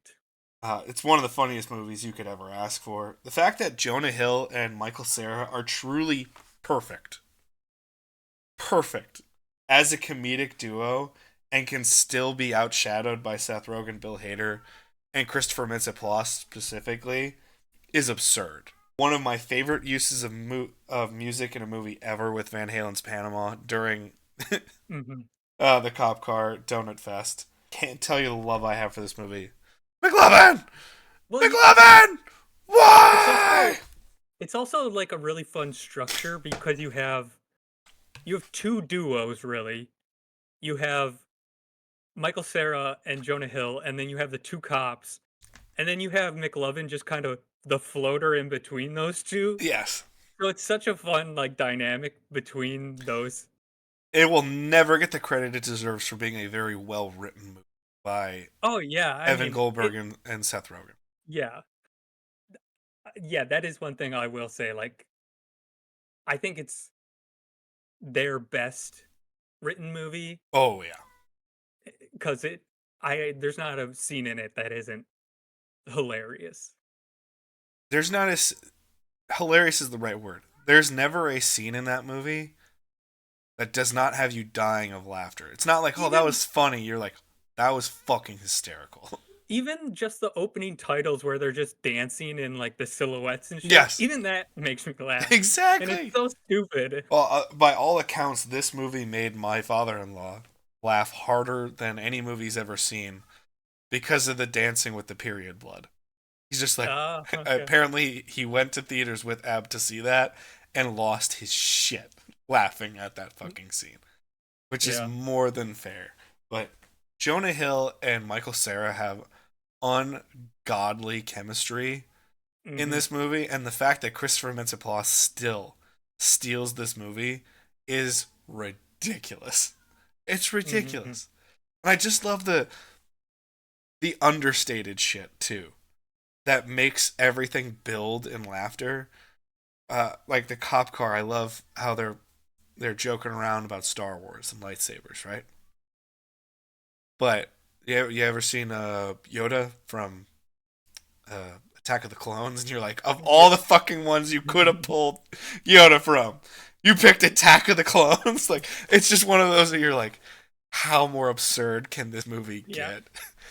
Or I love Yeah. the bar scene when they're taking McLovin. And they're like, oh, we got to make a stop at the bar. And then the bum takes himself out, and they're like, but they don't see it, and they're just like, McLovin, nice. And he's like, yep, yeah. And it's just Christopher Yeah. Mintz-Plasse's character's going, if I just lie about everything, I'll get away with everything, and it'll be fine. Yeah. It's It is. so fucking good. Yeah. My number 23 actually goes perfectly well with Superbad. It is Dumb and Dumber. Okay. Wow, I did not expect this on your top 100. Yeah, so from one duo to another duo cuz they're pretty much I don't want to say like equals, but they're very similar in a way where it's just dumb humor that's Yeah. actually really smart. Yes. People don't understand how hard it is to write dumb humor. Yeah, that actually makes it funny. Yeah. Yes. Because you can do dumb humor that's not funny. Yes. Like that's easy. Just anything can be dumb. Yes. But to make like the thing I always think about in Dumb and Dumber that's it sounds dumb because it is dumb, but it's actually really smart is the where he's trying to think of the last name and he looks at the briefcase. Samsonite. Like that is perfect. That's like the perfect example of like actually smart humor, but it sounds dumb. Yeah. Because it's like, who would actually think of doing that? Like, it's perfect. Such a great setup for a joke. Yes. Also, a lot of payoffs in that movie Oh yeah. that I really have you ever seen the clip of Jeff Daniels talking to Clint Eastwood? I don't think so. No. So apparently, Jeff Daniels ran into Clint Eastwood after that movie came out, like years later. It's like, Jeff, that scene in Dumb and Dumber, that happened to me. He's talking about like the X-Lax. Oh. He's like, that happened to me. And he explained a little bit, and then he just like disappeared. Jeff Daniels is like, the fuck just happened? And then he just like ran into Clint Eastwood. Clint Eastwood, Jeff, the scene with the X, that happened to me. That And then hey, just left. that's a great story to have for the rest of your life. No one can say Clint Eastwood told that story to them. Exactly. Like, that's such a weird story. But I feel the same as when Michael Caine talks about when he meets John Wayne. I'm like, it's perfect. Just like these random stories of like people just meeting each other and just being like, wait, what? Like there's so many good ones in every Yeah. industry where like an icon just talks to someone out of nowhere and they're like, what? Yeah. It's the living embodiment of like the Bill Murray stories where he just feeds into his own reputation. Yes. Or Yes. I love the stories of people being like, I ran into Bill Murray and he just took my fries, ate my fries, and said, "No one's gonna believe you," and just keeps walking. And I'm like, that's why I fucking love that guy because he's Yeah. just like, what are you gonna do? Yeah. I love shit like that, and Dumb and Dumber is perfect for stuff like that. And also, ingenious is the fact that they go to Aspen because it just sets the scene even more for these two don't belong here. Because Oh, Aspen yeah. is just so we are Yes. above you territory in the United States, and then you have the two dumbest, lowest class people possible Yeah. going to an environment where it's all the richest white motherfuckers ever. Yes. It's perfect. It's great. Um, and then there's like so many great memorable scenes too. Yes. Like where the one I always think of is the where they get pulled over by the cop. Scene's amazing. Uh, and I don't know why, but the line I always think of is Jim Carrey, where they finally decide that they need to go somewhere. Yeah. Where he's like, what is it? It's like, "Oh, we got no food, we got no jobs, our our pets' heads are falling off." Like that's like such a stupid line, but it's so funny. That's another line where it's like that's so dumb, but somehow it still works. It's paid off later after they dunked the Yes. bird's head on and traded to the Yes. black. The thing is I haven't watched Dumb and Dumber in at least a decade. Oh, So worth a rewatch so then. so You're due for it. right so remembering, I will say there's a lot of comedies that I don't go back and rewatch for long stretches of time because then I Mhm. forget a lot of the movie and then I'm like, oh god, I remember. I always love the scene. I always love the fantasy scenes. Those are the ones that get me with Jim Carrey. Yes. It's Yes. like where he's like ripping the guy's heart up out at like a hibachi grill or whatever. Yep. Or I love the scene in which he finds that Mary is married and then he has the like deep fantasy that he just like Yes. takes a gun and fucking murders him out of nowhere and he's like Yeah. ah, and then it just flashes back to what, sorry, and you're like, that's the shit that always gets me. I fucking love that movie. Great choice. Not expecting, but great choice. I'll take you to 2012 for my 23rd movie, or 23 on the list, and that would be Moonrise Kingdom, my personal favorite of Wes Anderson's films. Okay. One of the most real to life movies you'll ever see because how over the top awkward it is at times. And I'm usually not a fan of awkward. I get true secondhand embarrassment a lot. Sure. So when it's done well like this, it is endearing if even I can handle it. The usage of acting heavyweights to support a cast of unknown kids is perfect balance. The interplay between characters and some of the finest dialogue that is so damn endearing. The heartfelt nature of this film is incredible. I adore this movie.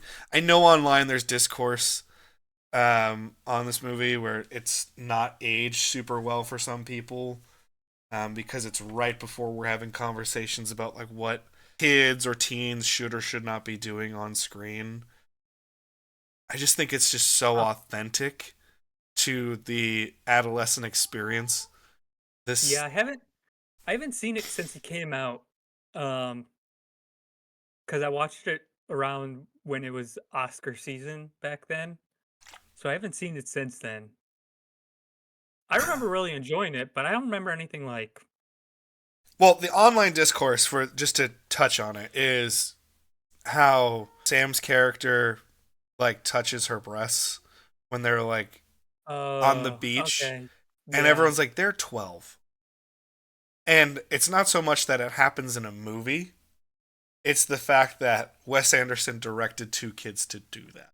To Yeah, but me, I understand it's a very big gray area, but if it's two people, I don't know, it's hard because they're kids, so you're like, but I I don't see it as anything like that. I just find it to be a very authentic experience to the I was adolescent gonna nature of say, two kids. so can you never show anything but if they're under 18? Like Right.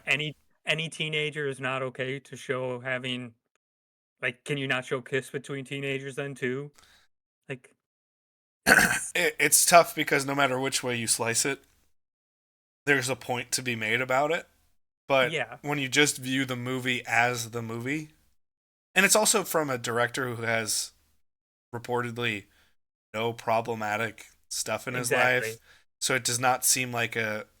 It's not like Roman Polanski was directing this movie. Yeah, I was gonna say if Roman Polanski directed it, then it's like, okay, yeah, big red flag there, guys. Right, which is hilarious because it's Oscar season right now. I'm seeing The Pianist on streaming services. I'm like, nope, won't ever watch it. Just as we said in our Oscar episodes, like I understood from your reports that it's damn good. Won't watch it. hmm Never will. Yeah, But I don't blame anyone for not wanting to. Like, I completely understand it. whereas Moonrise Kingdom, Wes Anderson doesn't have any of that baggage Oh known yeah, every one anywhere, of his movies is just feel good. and so that's where I kind of go. I don't think that's the intent here. I don't think that's what we're trying to do. I understand if that makes you uncomfortable. Maybe don't watch that. I get it, Yeah. but I don't view it that way. I just think it's so authentic the adolescent experience. I know I've said that 3 or 4 times now, but it's two kids that they're in love as children. hmm I see that every day in my life in terms of working with kids where they're super infatuated with each other.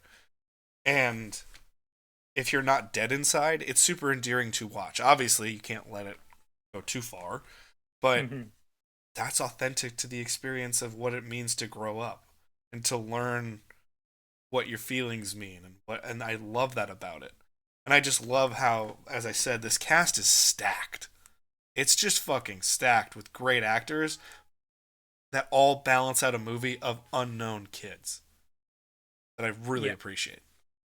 Yeah, and I'd say it's another like great conceit for like fun cameos and stuff. Yeah. Like a summer camp. Yep. Like that's a great idea for just fun stuff because there's so much you can do with a summer camp. Oh yeah. And again, it hits home for me, summer camp director. In my Yeah. past, I work I work with organizations that have summer camps. So it hits home for me on another level. But again, hmm Moonrise Kingdom is just every character in that movie is endearing. There's not really a there's not really a bad character in that movie. It's just Yeah. they all have different goals trying to figure out what their place is. Like even Tilda Swinton has child services. It's just one character is child services, which I find hilarious. But again, it's just adding to that for that club that Wes Anderson gets to play with, where he's like, "Hey, what if I added Francis McDermott to my movies? What if I added Bruce Willis into my movies? What if I added Tilda Swinton?" You're like, "What?" And then you have the all timers like Bill Murray and Edward Norton that are always in, or Ben Schwartzman, who are always in hmm his movies, and you're like, "Yep, always here for it." It's Yeah. tremendous. But yeah, I Moonrise Kingdom's so endearing. I love Moonrise Kingdom so much. It's by far my favorite Wes Anderson Okay. My 22 and 21, I'm actually gonna group together movie. Okay. because I kind of have the same things to say about them, even though they're similar but very different in terms of when they came out. Would you like Um, me to do 22 and then you split my 22 and 21 then? I'll just say both mine right now. All It's right, cool. fine. My 22 is Coco, and my 21 is Beauty and the Beast Okay. because Beauty and the Beast is like a, a new jump for Disney in that Yes. early Renaissance. Yes, It's sir. right after Little Mermaid in '89. Um, Beauty and the Beast is 2 years later in '91. This is still when they're doing 2D animation where it takes years to make a movie. Yes. Um, and Beauty and the Beast is definitely like I would argue the best looking of the Renaissance movies, in my opinion. I'd agree with that. I don't know if that's up for debate. I just think it's factual. It's Beauty and the Beast. Yeah, I really love the way it looks. And then like that's why I would also say like it groups well with Coco because to me Coco is like kind of a I don't want to say it's a jumping point because like they've done really great work. Obviously, Pixar, everything looks good, Yeah. but like I don't think I had ever seen anything that looks as good as Coco when they go to like that afterlife world because that looks like a whole nother ballpark in terms of creativity and all like the lighting and all the colors and everything. Yeah. Like so much creativity in there.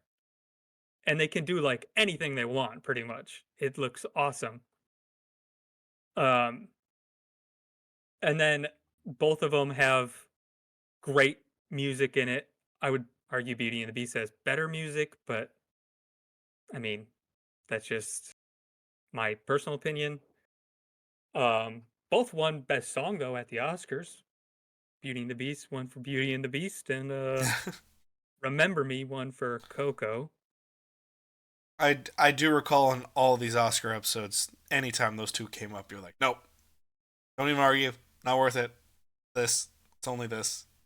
Yeah, I like Beauty and the Beast was nominated. They had 3 songs nominated for best song.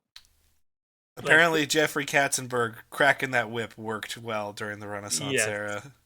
and Alan Menken won best score. So, yeah, the music great.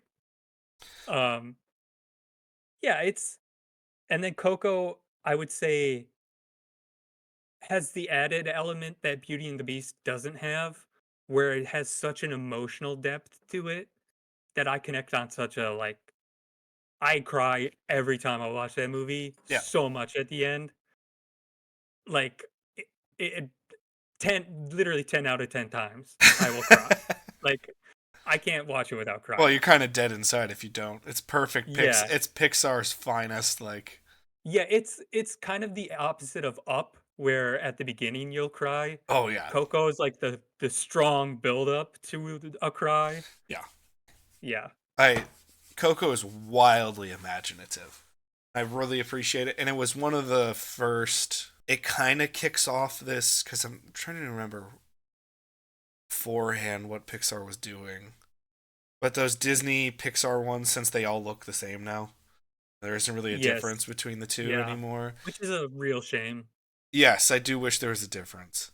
However, people would argue it's good because Wish does not look like a traditional Pixar True. movie, and Wish did not do well in terms of box office. And Yeah, but I haven't seen that, but I heard it was just bad movie overall. yes, but again, it's a shame because I like the difference, which is why it was hilarious when Pixar made what was it Merida? It made Brave, and then there was another one from Disney that was like they were tailor made for each other, but they did Yeah, it the was project. Brave and Wreck-It Ralph. Yes, where Wreck-It Ralph feels so Pixar-ish, but Yeah. he's because I just watched. It's one of my favorite scenes of all time. I think it's one of the best scenes in movies ever because it's so self-aware. Is the scene from Ralph Breaks the Internet, the second one, and Vanellope meets all the Disney Oh, princesses. yeah, I yeah. think that's one of the best scenes I've ever seen in my life because it's so intelligent. It's just so self-aware. She's like, "What? Why? Why is this happening? What are we doing? How is this going down?" I adore that, and I even the joke in there is like, "Oh, She's from the other studio. Hmm. I adore that, but Coco kind of kicks off this whole thing that Pixar started doing, where they just picked a different culture and they Yes, I was stayed gonna say authentic to it. yes. They did like a new realm of inclusivity. Really. Yes. And again, it's about human stories. It's not about race. It's not about color. It's not about gender. It's nothing about that. Hmm. It's just about understanding how people feel. That's all it's about. Yeah, And yeah, then you and learn something. it's a very human story. Like Yes, it's just about family. exactly. Coco's beautiful. Beauty and the Beast, the message, not as strong, but the music, No. absurdly good. Yeah, and just a great looking movie. Yeah. Oh, yeah. Beautiful looking movie.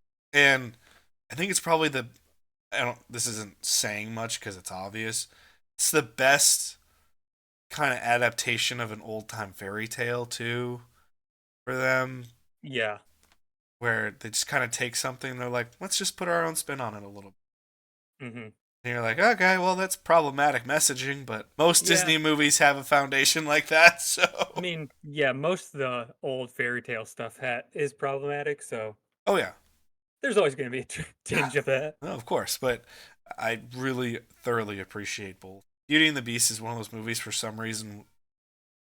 It gets all this praise, but it still doesn't feel like it's praised enough. I think it's simply because it's smack dab in the meat of the Renaissance. Where would you say the Renaissance ends for Disney? To me, it ends with Tarzan 99. I feel that too. I would say it's Tarzan or Mulan. Yeah, it's 99, 98. Because after that, then you get into the 2000s with like Treasure Planet, which isn't bad. It's pretty good. Atlantis, which is one of my wife's favorites. Yeah. Again, pretty good, but it's like there's definitely a downward They trajectory after don't that. have the same, and then Lilo Stitch is right after that as well.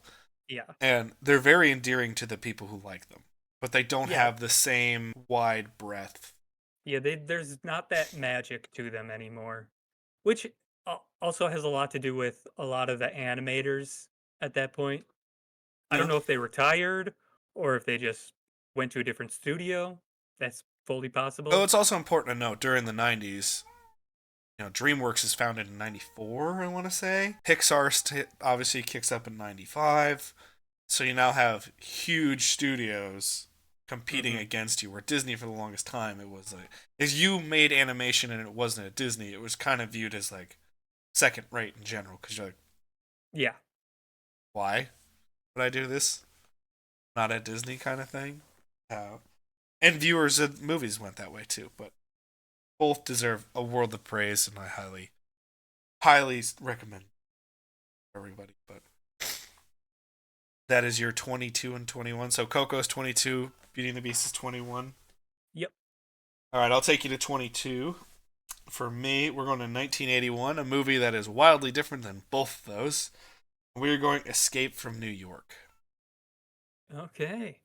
Dystopian done fucking right. And sadly, could actually see a Trump led America actually doing this to the city of New York. Uh, Kurt Russell is tailor made for this role. New York's edge at the time is on full display and really, really pretty. The aesthetic is a vibe. The story is just damn good. This movie's a fucking vibe. Like, Escape from New York's about vibes. That's what it's all Hmm. about. I fucking love Yeah. the vibe of Escape from New York. Yeah, because like whenever I heard of that movie, it always felt like something that was gonna feel like kind of like a Rambo movie. Yes. Something that was gonna be like action packed. But it's really not that at all. No. There's It's almost horror elements to it, yeah. which I really appreciate. It's just this. It's a one of one, which is why when you watch Escape from Yeah. L.A., you're like, this sucks. I've I've only seen parts of it because I know how garbage it is. It's nowhere near as good. And Nowhere it, near as good. like the CGI in it is fucking garbage. Like it looks truly awful. Yes.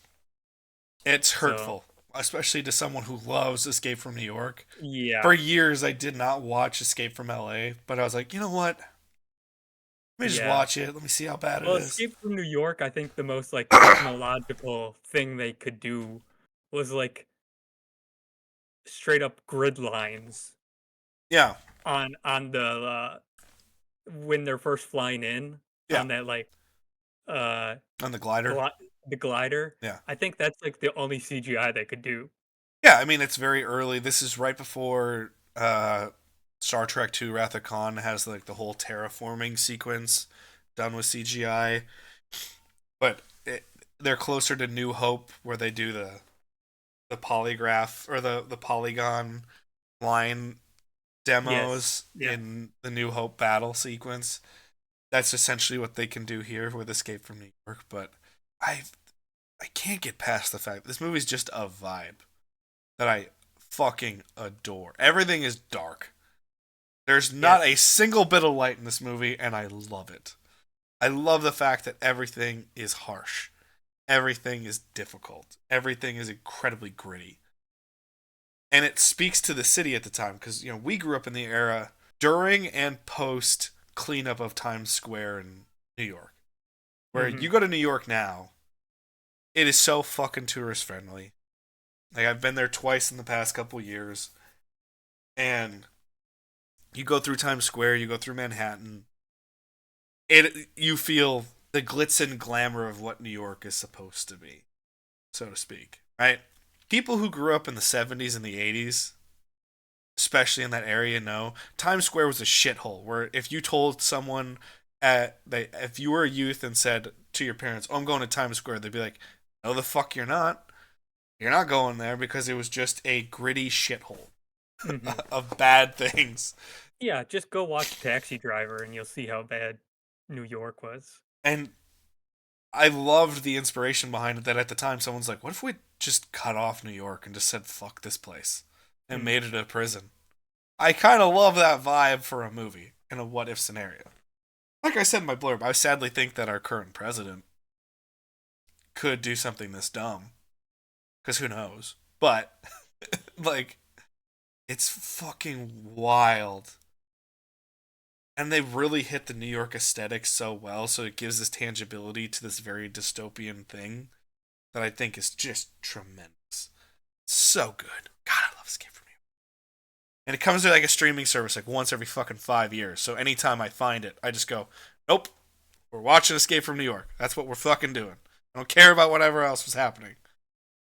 Escape from New York and Conan the Barbarian are always tied together to me because I watched them together a lot because Mm. they were always somehow streaming together, and I just went, I'm watching Escape from New York, and I'm watching Conan the Barbarian because it's early '80s action day. That's what I'm Yeah. fucking doing.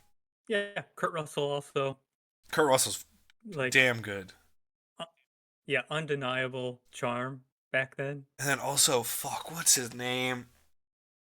It's gonna drive me crazy. Who? Yaphet Kodo? No, Is um, he in there? he's been in a ton of stuff throughout the '70s and '80s, and Uh, what character? it's Harry Dean Stanton. Oh, yeah, yes. He actually, if I looked through, he might be in my top 5 actor appearances because of just the random stuff he's Yeah, been in through my top yeah, 100. Red Dawn. Yeah. I mean, and he's been in a ton of stuff where he just plays character roles that he's just great in. I love Harry Dean Stanton. He's great.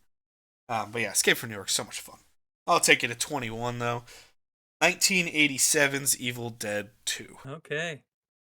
One of the So this is one that you're gonna have to love on because I don't love it as much as the first one. trust me, I can love this every day of the week. I could All not right. give a flying. One of the finest examples of slapstick you could find. Bruce Campbell was born to play Ash Williams. Sam Raimi is a king of weird ass shit that is just cool. And this is how you reboot a fucking story. What if we just told the whole story of the first movie in the first 10 minutes and we just move on? Everything in this movie is so damn fun and it moves at lightning speed. I don't even think it's 90 minutes. I think it's like 87 minutes, if I recall correctly. If not, it's damn close. But what I love about Evil Dead 2 is the fact that it never happens, and I wish it did, was what if we gave this talented filmmaker a chance to just tell the story they really wanted to tell? and they did the I'd best be with the first chance they had. The second one, you're like, no, let's just fucking yeah. try it. I'd be curious to look up how much of a budget he had with that. Yeah. I'll try finding that right now. Quick pause for the cause for the nose blow. Had to blow a nose. 3, 2, 1. Yeah, the budget on that can't be super much. It can't be a Yeah, lot. so It can't be very the high. first first Evil Dead 350,000. It's gonna say it's essentially a student film. Yeah, and then 3.5 million for the second. 10 times budget to Yeah. tell almost the exact same story. A little bit different, and you can tell they go wild places. It's. I love the fact that it's giving a talented person a shot and just saying, "What if you just told the story you really wanted to tell?" And I love that. I just love that vibe. Mhm. But I love the miniature work in this. I love the I love all of the work done with the taxidermy that's done in the movie. I love the over the top nature where it's always kind of done with like a wink and a nod where it's like, "Hey, we know it's ridiculous. Mhm. Just embrace it." I love Yeah. the nature of that sequencing. It's so much fun. And I love how often Bruce Campbell's just left alone to do shit. Yeah. The second one, the only thing I don't love horror comedy like you do. Yeah. Um I just really love the first one because it's like for one, it's just horror. There's Yeah. not really a comedy element at all. Not really. Very And little. the first one definitely seems more like slapdash, like Renegade, very small budget, just a group of people rushing to get something made. That's what it feels like. Very much feels like, all right, we got it. Move on to the next shot. Yeah, Yeah. that's what I love about it. The I still think there's that guerrilla mentality here that I appreciate. It still doesn't feel like they're like, hey, can we try that again? Can we try that again? It feels very much Mhm. just like, we got it, move on. I fucking love that about this movie. The amount of weird, wild shit that happens in Evil Dead 2 is insane. I think that's so much more fun. They really start to use Bruce Campbell to his strengths. Or just be a bombastic, weird guy. Just be that guy. He was the best part about Spider Man 3 for me. And we all know how bad that Mm. movie was based on my review a couple months ago. I then found out my best friend still thinks that movie's good, and it hurts my feelings, but nonetheless. Mm. But it's just two people that understand each other really well and know what they're going for. Mhm. And I really, really appreciate that vibe with each other. And I like how balanced the horror is with the comedy, because for some people it's way too slapsticky. For me, it's not. Obviously, I really like the horror comedy genre, but there's still stuff that freaks people out now. It's not as if it's just, oh well, we got some laughs, and but it's in the dark. It's like, no. Like when the moms are like when the Deadites are mocking everyone and appearing to be like the woman's mother, and she's peering out of the basement. You're like, that's creepy shit. Mhm. That's not just that would be scary. It's like, no, it's actually kind of creepy shit when they have to go down to the basement to get stuff. Or I love that. Or when they're going through all the walls going through. It's great. And then it makes a horror character that's tremendous. That can stand the test of time with how much fun he is for that genre. So, love Evil Dead 2. It's a chef's kiss for me. And we're moving into our top 20 then, our next couple episodes of this series, Yep. which is going to be wild. Because I think I'm getting my dates right. I should have looked at it. We got September's 20 to 10, and then we have October, we're doing 10 through 5. November, we're doing 5 to 1. And then December, we are going to be doing an honorable mentions and a corrections episode because we keep watching good movies. So it's going to be a heck of a lot of fun here. But 30 through 20, we started to see a lot of passion stuff, which I Mhm. appreciate. You can tell what we really give a shit about. Obviously, Burbs, Zombieland, Evil Dead 2 still had to be in spooky season. There will never be a block of 10 that does not have spooky season for me. So, Yeah. Not much for me. I'm shocked at how much animation is this high on your list. I mean, I love animation. I know this is hard. I just have this question. How high would Aladdin be without Robin Williams? I doubt it'd be on the list. I was gonna say that movie's Robin Williams and music for you. Yes. So it's just an interesting one. If you had to recommend one from your 10, what'd you do? Pride and Prejudice. Don't shy away from it because you think it's a chick flick. It's really good. You do fucking love Pride and Prejudice. If I'm gonna go one, I'm gonna go Moonrise Kingdom. I just don't find many people that have seen Moonrise Kingdom, Yeah, that's true. and it's such an endearing movie. It's a feel-good movie. I think it's probably more feel-good than almost anything Wes Anderson's ever done.